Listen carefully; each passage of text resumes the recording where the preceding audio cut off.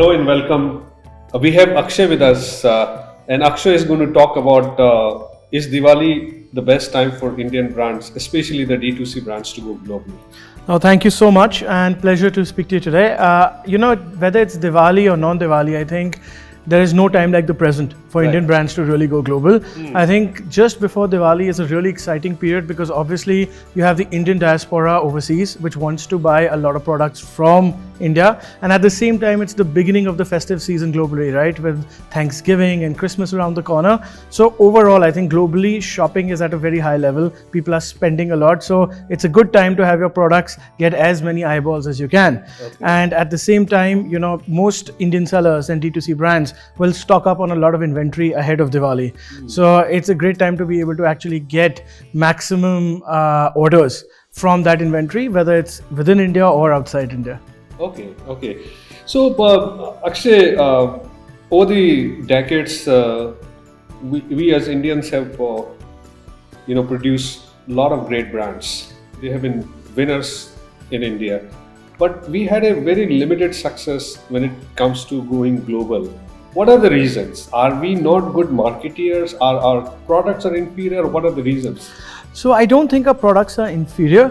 Firstly, I think our products have always been catered to a largely domestic audience, right? The needs and uses that you have for an audience within India, for example, sometimes can be different from what a global audience wants. And at the same time, yes, I think we make great products, but we don't market ourselves very well. And that has all changed in the last 5 years, if you ask me. D2C brands have really cracked the code when it comes to marketing, packaging. For example, I spoke to a bunch of entrepreneurs when I first came back to India from Amazon in 2016. I used to work in the UK. And people never used to put such an emphasis on packaging. Right? Packaging was always like an afterthought. We've built a great product, we just have to put it in a box. But honestly, the first impression that a consumer gets when they see your product is how it's packed. Right? And if that's a bad impression, by definition, that translates into people thinking it's a sub-quality product. So I think over the last 5 years, as demands of Indian consumers have also grown, the D2C brands specifically have really cracked this code and are truly delivering world-class products. So I think it's a bit of both. I think we are developing world-class products, but at the same time, we're marketing them in the right way. We are no longer saying, for example, buy an Ayurvedic shampoo, right? An Ayurvedic shampoo may not mean too many things to someone sitting in the US or the UK. But when you say buy a chemical-free, organic shampoo with, for example, the benefits of neem, and you tell them what the benefits of neem are in terms of its cleansing properties, that resonates with a global audience, right? An Indian sitting in the US might know what neem is, but not necessarily a non-Indian will know what neem is. So I think that's where marketing has really changed. So it's also about narration, the way you tell your story about your product. Absolutely right. It's every marketing is present in every aspect of your lives. You have to sell the product. And you talked about a lot of D2C brands have cracked the marketing code. Within India or outside as well? So I think definitely within India, and then some of them even overseas. There are a lot of brands that we may not necessarily know of as Indian consumers, but there's a brand called the Ayurveda Experience. There's a brand called Utsav Fashions. Obviously, the Ayurveda Experience is in personal care products for based on Ayurveda, and Utsav Fashions is an Indian ethnic wear brand, and they have a huge customer base outside of India, and they've been doing this for many years, right? So they've actually cracked the code when it comes to marketing, when it comes to supply chain, when it comes to tastes of Indians overseas. But that is the key, right? A lot of these brands have been catering to the Indian diaspora. I think what the new D2C brands have an opportunity is to expand beyond the Indian diaspora. So example, with personal care, right? The need for different types of hair, different types of skin, they're not specific only to the Indian diaspora, right? For example, if I have curly hair is curly hair, whether you're an Indian, whether you're an American, whether you're a European, it's all the same. The needs are the same for that type of a hair in terms of the kind of hair care products you want. And there are Indian brands which are catering to this niche. And they have a tremendous opportunity to now cater to this niche across the world. And I think the supply chain network in India, the system of enablers in India, in the D2C and the e-commerce ecosystem are also at a point where it's much easier to go global today 5 years ago, I believe that even if you had all of these things that I spoke about in terms of the recipe, you probably didn't have the ability to take brands global. Today, you very much do with enablers like Shiprocket and many others. Right. How many companies have you helped so far going global in the pipeline? We work with about 400 merchants every month, and out of that, I would say 10% did their first global shipment with Shiprocket. And our aim is to have 1,500 merchants on the platform by the end of this year. And based on what we've been speaking to customers in our pipeline, almost a third of them will be selling globally for the first time with Shiprocket. Oh wow! Okay. And what's the feedback like? So the feedback has been great. I mean, it's I'll be honest, it's been very challenging because post-COVID or post the peak of the pandemic, supply chains globally were disrupted, right? So when we launched the product, the first few months were very hard because figuring out how to optimize the supply chain in this new world was very, very difficult. And obviously that's the reason why a lot of brands which may have had global audiences decided not to grow, because your goods were, for example, stuck in supply chains for 30-40 days. There was a high percentage of lost shipments. All of that, I think, has now come a little bit into an optimization, right? And people like Shiprocket, like us, have the ability through technology to provide transparency of information so that people know exactly what's happening. So I think it was hard in the beginning, but very much today we're able to deliver products, for example, to the US within 10 days. Right, and that's a huge benchmark for us because we don't have an express service. We're not a FedEx or DHL with our own aircraft, with our own bus, with our own trucks. Right. We use third-party logistics platforms, and to be able to deliver products, most of them within 10 days, for example, in the US, it's far better than anybody else in the industry out there today. Okay, suppose if I am an Indian cosmetics or beauty wellness brand, how do you connect the dots? Like, I don't know anyone in the US or in Europe. What role Shiprocket plays? No, absolutely. And I think before Shiprocket, would really any entrepreneur, any D2C brand, e-commerce seller looking to sell overseas has to go through a bunch of steps before even Shiprocket comes into play, right? First is figuring out the value proposition. For example, you might have 100 products that you sell in India. It's not necessary that all those 100 products should be taken to a global audience because there may not be a demand for all of those products. So the best way is to first figure out what your best-selling products are and weigh which ones you think are going to sell overseas, and take a limited catalog and either put it on marketplaces like Amazon or on your own D2C website, on Shopify, Magento, whichever platform you use. All of these platforms are enabled for global selling. You can take payments in dollars. There are payment gateways that you can use to be able to get payments into your India account. So it's about figuring out the logistic of actually which products you want to sell and how you're going to sell them in terms of your channel and getting the demand. And once that part of the story is figured out, that's where Shiprocket comes into play, and we pretty much help take care of the entire journey from there on. So you set up a Shiprocket account. It's very, very easy. It's a simple KYC process. Obviously, there's more documentation required for international sellers versus domestic sellers because shipments are going overseas and there are customs and compliance requirements. But we enable that all through technology, right? You need an IEC code firstly, and we also help you get that IEC code if needed. And then that's pretty much the only real obstacle to be able to start shipping overseas. And then you use Shiprocket and our multiple carrier partners to be able to ship anywhere in the world. If there is an issue in terms of the supply chain, Shiprocket helps resolve it. And even if there's an issue, for example, with returns, we are coming up with a solution in January where we'll be able to cater to returns as well. Returns. And that's the biggest challenge for Indian sellers is once the goods leave India and they reach overseas, unless it's a very high value product, getting it back is cost prohibitive. So most times it has to be destroyed.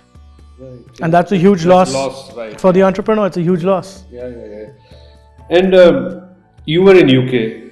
You were working for Amazon and looking at the whole Europe. What kind of experience? Is there any anecdote where you saw a brand which started online and then expanded, that made it big? No, absolutely. I think, we also have operations in the Middle East and Saudi Arabia and Riyadh.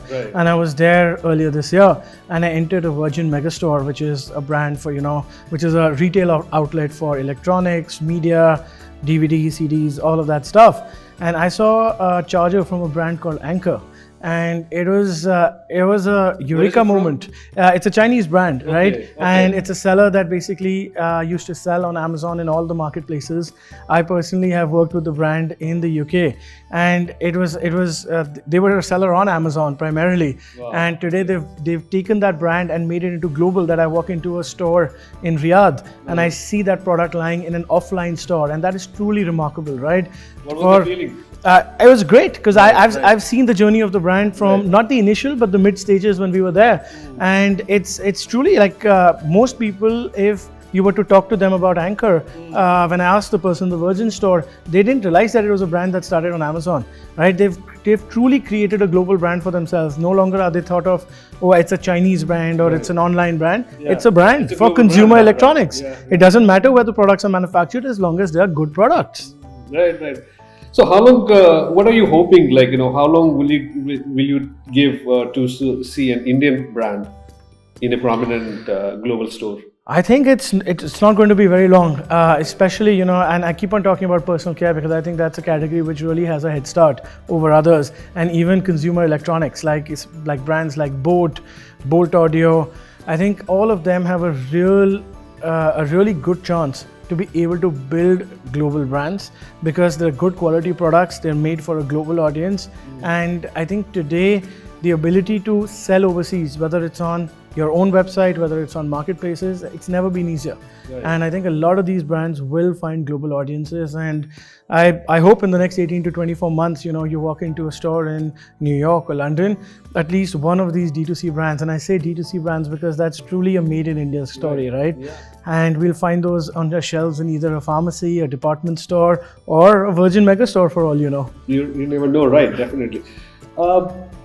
We talked about limited success Indian consumer brands had outside India, but there are some IT companies, SaaS startups like Zoho, Freshwork.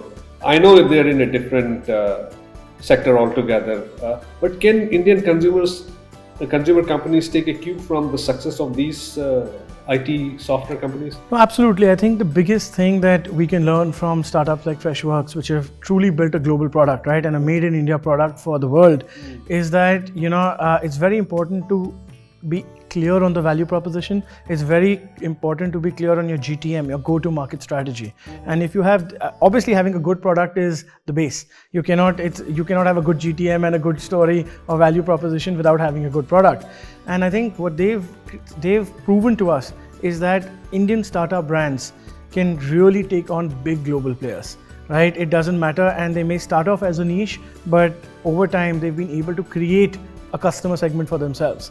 Sometimes it's based on price, sometimes it's based on utility, and a lot of times it's based on customization, at least when it comes to tech and SaaS startups, which a lot of global players can't do. And it's about finding that, the recipe for success. And it's going to be different for each consumer category that's there, but finding that recipe is very important. You seem to have zeroed in on some categories like beauty and wellness, electronics. Are there other categories where we could have a head start? No, I think there are a bunch of categories. For example, when we talk about fashion, right? When we talk about categories which are not Indian ethnic wear, because Indian ethnic wear I already think has a huge market abroad, but it's only appeal to the diaspora. The Indian diaspora, right, exactly, yeah. Right? But when we talk about more mass market fashion, for example, there are a bunch of startups all over the world which do on-demand printing of, for example, t-shirts. Right. They allow you to, choose the design that you want on the t-shirt, and on-demand they print it for you and ship it to you. Okay. We have the quality, we have the capability to do the exact same thing in India at a fraction of the cost. A lot of the reasons why Indian startups are not really doing it in a big way today is because of supply chain issues. For example, these are customized t-shirts a lot of times, or it'll be a particular print for a particular size. Right. Returns are not really possible, right? So the fact is you send it to a customer overseas, and if they don't like it and they want to return it, there's no option. I think that ecosystem will also evolve, but I think fashion, the biggest challenge around fashion is going to be around having a supply chain and a returns management system that is going to be able to deal with sizing issues, that is going to be able to deal with product issues, and be able to offer guaranteed returns to overseas customers, which today we can't do. Today we have to be able to we have to destroy the product if the customer returns. Right. So I think there are a lot of categories. I don't think it's going to be limited to a few categories. Definitely, I think there are categories which have a head start basis of how the categories in India have evolved themselves in terms of D2C. Right. These are some valuable inputs you have given, Akshay. Now we'll take some audience questions. So Akshay, there's a lady, Pooja Malhotra. She's asking, do you have a shipping facility for Portugal? Yes, we do. So we ship across 220 countries. And yes, some of those countries are actually counted in terms of dual zip codes that are there. But we do ship globally, and we do have shipping facilities to Portugal. We have it through our 3PL network, and at the same time through some express courier partners as well. Wow, okay, 220 countries. Practically you're all over. Exactly. Okay. There's another question from Nilesh Shah. Does Shiprocket charge extra for an international shipping? So we don't charge extra, and I'm assuming they're trying to say if there's a surcharge. We actually charge the shipping rates, obviously, for shipping to overseas are different from what it takes to ship in India. Right. We have standard rates. Usually our rates are 20 to 30% cheaper than express partners across the market, and we have a great level of service as well. So we are one of the best carriers to be able to use to ship goods overseas. Prices are of course very, very different from our domestic prices, but there is no extra charge per se to be able to enable international shipping on the platform. Sure. So thank you very much, Akshay, for your valuable inputs. I'm sure Indian D2C companies looking to go global might take benefit from Akshay's words. Thank you very much. Thank you so much.